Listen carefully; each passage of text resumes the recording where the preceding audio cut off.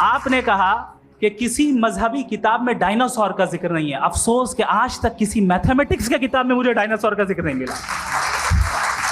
Religion science को रोकता है? नहीं रोकता। अगर रोकता है तो गलत करता है। रिलीजियन साइंटिज्म को रोकता है, जिसमें हमारे जावेद साहब मुब्तला हैं।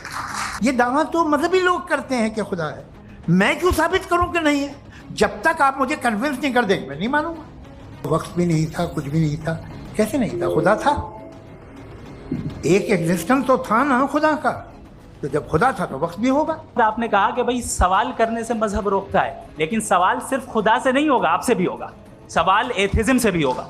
सवाल सिर्फ मजहब से नहीं होगा, सबसे होगा। अब ये हम सोचें कि बहरहाल ये वजूद जो है मजहब और ये बिलीफ इन गॉड इंसान को बेहतर बना देता है। तो एक काम कीजिए, हिंदुस्तान वर्ल्ड का नक्शा लीजिए और मार्क कीजिए कि रिलीजन कहाँ कहाँ जाता है। रख दीजिए नक्शा अलग। अब दूसरा नक्शा कि कहाँ कहाँ नाइंसाफ़ी, रिप्रेशन, औरतों के हुकूक की पामाली, जुल्म, डिक्टेटरशिप कहाँ है। नक्शा एक ही होगा। हजरत, मैंने ये होमवर्क किया था और मैंने मिडिल ईस्ट का एक नक्शा लिया और यूरोप का एक नक्शा लिया। तो पता चला कि सबसे ज्यादा रेप केसेस जो हैं वहां पर है। ये दुनिया चल कैसे रही और इस दुनिया का हाल क्या है? 45,000 बच्चे जो 10 साल की उम्र से कम थे वो गाजा में मरे हैं। भूख से काला हांडी में बच्चे मरते हैं और डिप्थीरिया से मरते हैं। इसलिए आप दुआएं मांगते हैं हमारी, ये काम कर दे वो कर दे, तो इसका मतलब डे टू डे लाइफ में वो इंटरफेयर करता है और ये देख रहा है वो। मैं तर्कों की श्रृंखला में राउंड 2 के लिए मुफ्ती साहब को आमंत्रित कर रहा हूं। आपके पास एक बार फिर से 7 मिनट का वक्त है। शुक्रिया। जनाब जावेद अख्तर साहब कई मर्तबा दोहरा रहे हैं कि फेथ का मतलब बताइए, फेथ का मतलब बताइए। मैंने बता दिया, फेथ सही भी होता है, गलत भी होता है। और आज हम फेथ पे बात नहीं कर रहे, हम ट्रुथ और डज गॉड एग्जिस्ट पे बात कर रहे हैं। क्या डज गॉड एग्जिस्ट, ये ट्रुथ यानी गॉड है या नहीं है, इसमें से दोनों ट्रुथ क्या है। अब आप उसे फेथ कह लें, बिलीफ कह लें, नॉट माई बिजनेस। उसके बाद आपने कहा कि भाई सवाल करने से मजहब रोकता है। मैं कहता हूं जो रोकता है वो रोकता होगा, मैं नहीं रोकता। बल्कि सवाल करें, सवाल करना चाहिए। सवाल कर करके तो हम आगे बढ़ते हैं, तरक्की करते हैं, और इसीलिए मैं आज यहां पे आया हूं। लेकिन सवाल सिर्फ खुदा से नहीं होगा, आपसे भी होगा। सवाल एथिज्म से भी होगा। सवाल सिर्फ मजहब से नहीं होगा, सबसे होगा। और आज मैं सवाल करूंगा और उम्मीद है कि आप जवाब देंगे। अभी तक आपने वैसे कॉन्टिंजेंसी आर्गुमेंट का कोई जवाब नहीं दिया। चलें, आपने कहा यूनिवर्स के बारे में इटर्नल क्यों नहीं बोल देते। ये चूंकि लॉजिकली पॉसिबल ही नहीं है कि यूनिवर्स इटर्नल हो। यूनिवर्स एक कॉन्टिंजेंट चीज है जो टाइम एंड स्पेस की पाबंद है, टाइम एंड स्पेस से बाउंड है। जो टाइम एंड स्पेस से बाउंड होगा वो कॉन्टिंजेंट होगा। जो कॉन्टिंजेंट होगा वो उसकी बिगिनिंग हुई होगी। जिसकी बिगिनिंग हुई होगी वो इटर्नल नहीं हो सकता। ये तो कॉमन सी बात है। आपने कहा कि किसी मजहबी किताब में डायनासोर का जिक्र नहीं है। अफसोस कि आज तक किसी मैथमेटिक्स के किताब में मुझे डायनासोर का जिक्र नहीं मिला। तो इसका मतलब मैथमेटिक्स की किताब बेकार है? नहीं, उसका वो टॉपिक नहीं है। रेवलेशन का और मजहबी किताबों का टॉपिक ये नहीं है कि आपको आके बताए साइकिल कैसे बनाते हैं, या आकर ये बताएं कि जो है डायनासोर कब था। वो तो मोरालिटी सिखाने आया है, गॉड के बारे में बताने आया, नॉन फिजिकल रियलिटी की हकीकत को सिखाने के लिए आया। रिलीजियन साइंस को रोकता है? नहीं रोकता। अगर रोकता है तो गलत करता है। रिलीजियन साइंटिज्म को रोकता है, जिसमें हमारे जावेद साहब मुब्तला हैं। साइंस और साइंटिज्म में फर्क है। साइंटिज्म यह है कि आप समझें कि साइंस और साइंटिफिक मेथोडोलॉजी ये नॉलेज को हासिल करने का वाहिद सोर्स ऑफ नॉलेज है। यह है साइंटिज्म। हम इसे रिजेक्ट करते हैं। हम साइंस को तो तरक्की करते हैं। भाई आप हमारी पूरी तारीख कर लें, पढ़ लें तो आपको पता चल जाएगा। बहरहाल ये अलग टॉपिक है। उसके बाद इन्होंने एक लफ्ज कहा, वेटिकन ने फतवा दिया। वेटिकन का फतवे से कोई ताल्लुक नहीं है, दोनों कॉन्ट्राडिक्टरी अल्फाज हैं। उसके बाद उन्होंने कहा कि भाई हमें नहीं मालूम। अगर नहीं मालूम तो क्लियरली कह देना कि नहीं मालूम है, इसमें क्या हर्ज है। तो वही तो मैं कह रहा हूं ना कि आप कह दें कि नहीं मालूम, लेकिन क्लेम क्यों कर रहे हैं कि गॉड एग्जिस्ट नहीं कर रहा है। आप कह दें नहीं मालूम है, हो सकता है हो सकता ना हो, लेकिन आप क्लेम कर रहे हैं। The moment you say God does not exist, this is a claim, and now the burden of proof is upon you too, जैसे हमारे ऊपर है। और क्यों है मैं बताता हूं, क्यों है ये भी मैं बताता हूं। फिलोसॉफिकली जो क्लेम होता है ना, सिर्फ ये नहीं होता कि इंसान कहे पॉजिटिव क्लेम करे और नेगेटिव क्लेम करे तो बर्डन ऑफ प्रूफ नहीं है। आप मिसाल के तौर पे मैं कहूं कि फुला उस कमरे में कोई नहीं है, मैंने एक नॉलेज का क्लेम किया है। उस कमरे में कोई नहीं है, मैंने एक नॉलेज का क्लेम किया। या तो मैं कहूं मुझे नहीं पता, हो भी सकता है नहीं भी हो सकता है, this is not a claim. लेकिन जब मैं कह रहा हूं कि वहां कोई नहीं है या मैं कह रहा हूं वहां कोई है, दोनों क्लेम है और दोनों के ऊपर बर्डन ऑफ प्रूफ है। हमारे ऊपर भी बर्डन ऑफ प्रूफ है, मैंने कंटिंजेंसी आर्ग्यूमेंट दिया, इसे तोड़कर दिखाइए। आखिरी चीज, इन्होंने कहा कि खुदा दुनिया बनाने से पहले 150 साल पहले या करोड़ों साल पहले क्या कर रहा था। अरे हजरत, चलें बहरहाल मैं जवाब दे देता हूं, आप हमारे रिस्पेक्टेड पर्सनालिटी हैं, अगर आप नहीं होते तो मैं ऐसे एंटरटेन ही नहीं करता। टाइम, ये 100 साल पहले या 100 साल बाद, पहले बाद में अभी, ये वो अल्फाज हैं जिनका ताल्लुक टाइम से है। टाइम शुरू ही हुआ है यूनिवर्स की बिगिनिंग के बाद, तो उसके पहले खुदा क्या कर रहा था, सवाल इलॉजिकल है, ये फेलेसी है। यानी आप ये कह रहे हैं कि यूनिवर्स के बनने से पहले खुदा क्या कर रहा था, टाइम के बनने से पहले, पहले का ताल्लुक टाइम से, टाइम उस वक्त था ही नहीं, तो ये सवाल ही इनवैलिड है खुदा के ताल्लुक से।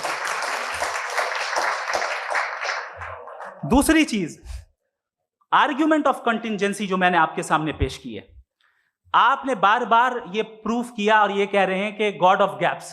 देखिए पहले नहीं मालूम था, साइंस ने कर दिया। सिंपल्स की मिसाल से मैं समझा देता हूं। जिस गैप्स की आप बात कर रहे हैं ना, साइंस उन गैप्स को जिन चीज के जरिए भी प्रूव करेगा वो कॉन्टिंजेंट ही होगा, अब चाहे वो फोर्स हो, मैटर हो या एनर्जी हो। लिहाजा सवाल हमारा उस वक्त भी वैलिड होगा जब तक कि आप नेसेसरी बीइंग पे ना आ जाएं, और इन्फिनिट रिग्रेस पॉसिबल नहीं है of causes in practical world, तो जाहिर है कहीं रुकना पड़ेगा, जहां रुकेंगे वही खुदा है। दूसरी चीज, आपने ये क्या कह रहा था मैं, किस पॉइंट को? What? Oh no, after that, just now. हाँ, जहां रुकेंगे वही खुदा है। बहरहाल, तो टाइम का जिक्र हो गया, गॉड ऑफ गैप, सॉरी, या इसकी एक मिसाल आप ले लें। एक कार है, एक साहब ने देखा कि भाई कार जो है उसके व्हील्स कितने अच्छे लगे हुए हैं सही जगह पे, स्टीयरिंग जो है कितने अच्छे जगह पे लगी हुई, और सीट्स कितने वेल डिजाइंड है, कितनी प्रिसाइजली ये कार काम कर रही है, तो जरूर कोई ना कोई इसे क्रिएट किया है, किसी ने क्रिएट किया है। अब जावेद साहब आए और कहे अरे जनाब बोनेट खोलिए, इसमें इंजन है, इंजन इस कार को चला रहा है, hence prove no one has created the car. This is illogical, this is irrational. आपने इंजन के जरिए उस गैप को तो साबित किया, लेकिन क्या उससे कार की जो क्रिएशन है और उसका जो क्रिएटर है ये इम्पॉसिबल हो जाए? ऐसा पॉसिबल है? उसका सवाल खत्म हो जाए? ऐसा पॉसिबल है? नहीं।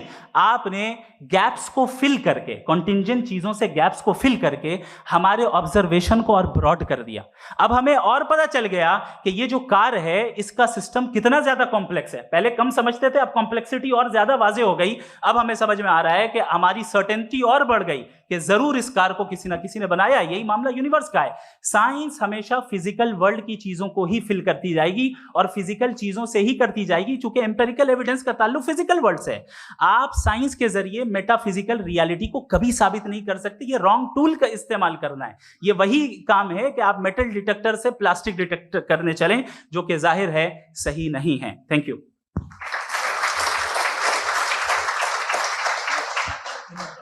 जी, ये आर्ग्यूमेंट का राउंड 2 है। हाँ। 7 मिनट है। पहले तो मैं आपसे अर्ज करूं कि आपने कहा कि जब कायनात ही नहीं थी तो वक्त भी नहीं था, कुछ भी नहीं था। कैसे नहीं था? खुदा था, एक एग्जिस्टेंस तो था ना खुदा का। तो जब खुदा था तो वक्त भी होगा। ऐसा नहीं है कि कुछ भी नहीं था, खुदा था। अच्छा, बाकी ये कि आपने कहा साहब आप साबित कीजिए, आपके पास भी लॉजिक है, मेरे पास भी लॉजिक है। आप साहब, मेरा जिम्मेदारी नहीं है साबित करना कि खुदा है। बर्टन रसल ने बड़ी अच्छी बात कही। बर्टन रसल ने बड़ी अच्छी बात कही। मैं आपसे अगर ये दावा करूं कि एक चाय की केतली मरीख के चारों तरफ घूम रही है, मार्स के चारों तरफ, तो यह आपका काम नहीं है कि आप साबित करें कि कोई चाय की केतली नहीं है। ये मेरा काम है, मैंने दावा किया है। ये दावा तो मजहबी लोग करते हैं कि खुदा है, मैं क्यों साबित करूं कि नहीं है? जब तक आप मुझे कन्विंस नहीं कर देंगे मैं नहीं मानूंगा। आपकी जिम्मेदारी है, मेरी जिम्मेदारी नहीं है। दोयम ये कि ये जो आप कह रहे हैं, जो गैप्स हैं, ये गैप जब जब किसी मजहब को चैलेंज करते हैं, जब ऐसा कोई बात आती है तो हंगामा हो जाता है कि जब वो चैलेंज करें किसी फेथ को। ये तमाम साइंस जो है इसे मुख्तलिफ जगहों पे मुख्तलिफ वक्तों में मजहब ने रोकने की कोशिश की है। ये किताब है religion and science Bertrand Russell की, पढ़िएगा, अच्छी लगेगी आपको। तारीख ही है साइंस, मजहब की साइंस से उसका यही रिश्ता है। अच्छा, अब ये हम सोचें कि बहरहाल ये वजूद जो है मजहब और ये बिलीव इन गॉड इंसान को बेहतर बना देता है, तो एक काम कीजिए, हिंदुस्तान वर्ल्ड का नक्शा लीजिए और मार्क कीजिए कि रिलीजन कहाँ कहाँ ज़्यादा है, कहाँ कहाँ, चाहे वो लैटिन अमेरिका हो या मिडल ईस्ट हो या फार ईस्ट हो या हिंदुस्तान के वो इलाके जहाँ मजहबियत ज़्यादा है। रख दीजिए नक्शा अलग। अब दूसरा नक्शा कि कहाँ कहाँ नाइंसाफ़ी, रिप्रेशन, औरतों के हुकूक की पामाली, जुल्म, डिक्टेटरशिप कहाँ है, नक्शा एक ही होगा। तो आप मुझे बताएं कि जो इसका तरकीब इस्तेमाल क्या है, खुदा का तरकीब इस्तेमाल तो बताइए। आप छोटी सी दवा सड़क पे बेचते हैं, उसकी भी तरकीब इस्तेमाल बताते हैं। इसके इस्तेमाल से तो फायदा नहीं हुआ किसी को। जो सारे के सारे खराब मुल्क हैं, खराब समाज है, वो सारे जुल्म खुदा के नाम पे करते हैं। वो गलत करते हैं, सही करते हैं, मुझे क्या लेना देना उससे। इस्तेमाल से मालूम होता ना। एक विस्की की बोतल कभी शायद देखी हो आपने, लाल रंग की होती है, उस पर रोशनी और छिपड़ी इंतहाई खूबसूरत लगती है, क्या बिगाड़ रही है किसी का? उसका इस्तेमाल गलत है, इसलिए आप उसे नापसंद करते हैं। इसका इस्तेमाल गलत है, इस तसव्वुर का इस्तेमाल ही गलत है और हमेशा से गलत हुआ है। आप देख लीजिए, इंसानी तारीख देख लीजिए, आज देख लीजिए, हिंदुस्तान देखिए, दुनिया देख लीजिए, क्या हो रहा है। इसे कैसे इस्तेमाल कर रहे हैं फेथ वाले लोग? क्या फेयर हैं, जस्ट हैं, जो अपने खुदाओं पे यकीन रखते हैं? वो किस तरह के लोग? वो लोगों को इंसाफ देते हैं, वो बेहतर इंसान बने। तो इस दवा का फायदा क्या है? चलो बहुत फायदा हो रहा तो मैं इस्तेमाल कर लूंगा, मुझे तो इस दवा का कोई फायदा दिखता ही नहीं। मुझे तो ऐसा लगता, मैं एक और बात बताऊं, अगर कोई आदमी मजहबी है और अच्छा आदमी है तो मैं उसकी बहुत इज्जत करता हूं, इसलिए कि मेरा ख्याल है मजहबी आदमी का अच्छा होना मुझसे अच्छा होने से ज्यादा मुश्किल है। भाई, हर चीज की एक लिमिट है। आप इतना भाग सकते हैं, इतना नहीं भाग सकते, इतना वजन उठा सकते, इतना नहीं उठा सकते, इतना दूर देख सकते हैं, इतना दूर नहीं देख सकते। उसी तरह कॉमन सेंस कहता है कि आप में नेकी का भी एक कोटा होगा। अब आप अगर सुबह जाते हैं अपनी इबादत गाह और इबादत करते हैं, तो बाहर निकलते हैं तो आप तो यही महसूस करते हैं कि आपने एक बहुत अच्छा काम किया, आपकी नेकी का एक बहुत बड़ा कोटा खर्च हो गया जिससे किसी का कोई फायदा नहीं। मैं तो नहीं जाता हूँ तो मुझे तो किसी को खाना खिलाना पड़ेगा, किसी बेवा की मदद करनी पड़ेगी। मैं अपना कोटा कैसे कंज्यूम करूं? आप अपना कोटा, सारे मजहबी लोग इंतहाई यूजलेस कामों में यूज करते हैं। उसके बाद भी अगर आप में बचती है थोड़ी सी शराफत, तो भाई वाह, क्या बात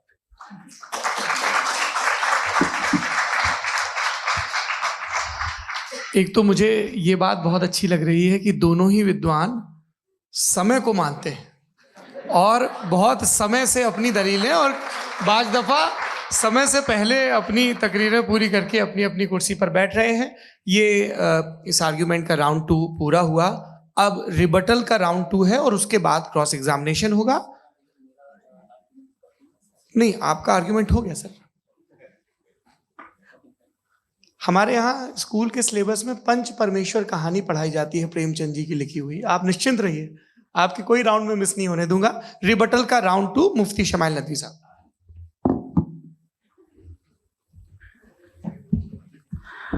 असल में जो हकीकी प्रॉब्लम है, असल प्रॉब्लम है, वो ये है कि जावेद साहब के पास कॉन्सेप्ट ऑफ गॉड क्लियर नहीं है।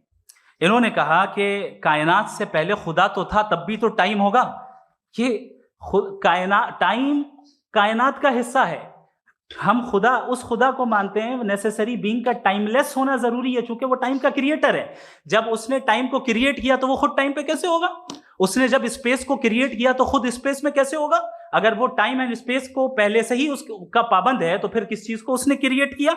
लिहाजा ये सवाल गलत है कि खुदा था तो टाइम होगा। बिल्कुल नहीं, टाइम के पाबंद हम है, खुदा नहीं है। हम फिजिकल वर्ल्ड से ताल्लुक रखते हैं, वो मेटाफिजिकल रियलिटी है।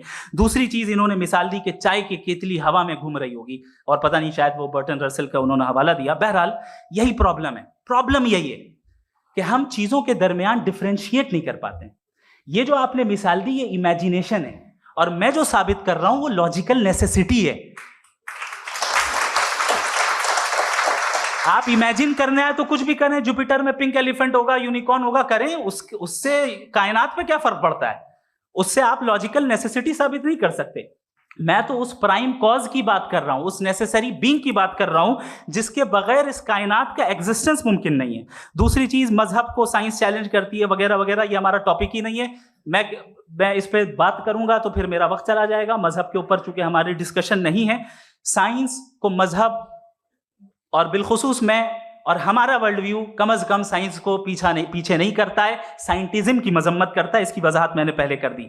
दूसरी चीज इन्होंने कहा वर्ल्ड का नक्शा लीजिए, वर्ल्ड मैप लीजिए, दो अलग अलग जगह की। हजरत मैंने ये होमवर्क किया था, और मैंने मिडिल ईस्ट का एक नक्शा लिया और यूरोप का एक नक्शा लिया। ये मजहबी इलाका और ये लिबरल और एथीस्ट इलाका। मुझे पता चला कि सबसे ज्यादा रेप केसेस जो हैं वहां पर है।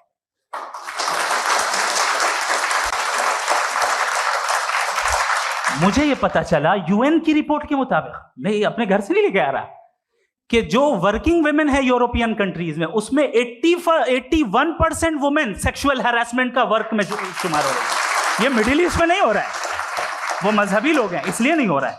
दूसरी चीज आपने ये कहा कि मजहबी आदमी का अच्छा होना हमारे अच्छे होने से बहुत मुश्किल है, बहुत मुश्किल है। तो इसका मतलब यह है कि गॉड के अलावा आपके पास अच्छे और बुरे का कोई स्टैंडर्ड है। मैं चाहूंगा कि कन्वर्सेशनल स्टाइल वाली डिस्कशन और सेगमेंट पे इसी पे बात कर लेते हैं। Thank you very much.